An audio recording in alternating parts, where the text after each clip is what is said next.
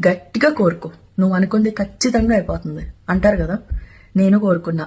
10 years back షార్లెట్కి first time వచ్చినప్పుడు wells Fargo ఆఫీస్కి వెళ్ళాను ఇంటర్వ్యూ కోసం. ఫేస్ టు ఫేస్ 3 కూర్చున్నారు నా ఎదురుగుండా. ఒకటే టెన్షన్, జాబ్ వచ్చేస్తుంది అనుకున్నాను. తీరా ఇంటికి వచ్చిన తర్వాత తెలిసింది నాకు ఆ జాబ్ రాలేదు అని. ఎంత డిసప్పాయింట్ అయ్యానంటే అప్పుడు. ఫైనల్ గా అస్సలు ఎక్స్పెక్ట్ చేయకుండా ఇంకొక కంపెనీలో ఆఫర్ వచ్చింది. అండ్ విదిన్ 6 months లో they converted me into full time and they were ready to sponsor my green card. And ఆ రోజుల్లో బ్యాంక్స్ లో ఎటువంటి ఇమిగ్రేషన్ వస్తుంది, అసలు గ్రీన్ కార్డ్ అప్లికేషన్ ఏమీ చేసేవారు కాదనమాట. So I fell so happy.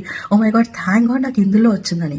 అంటే నేను ఆ రోజు గట్టిగానే కోరుకున్నాను నాకు అది కావాలి అని.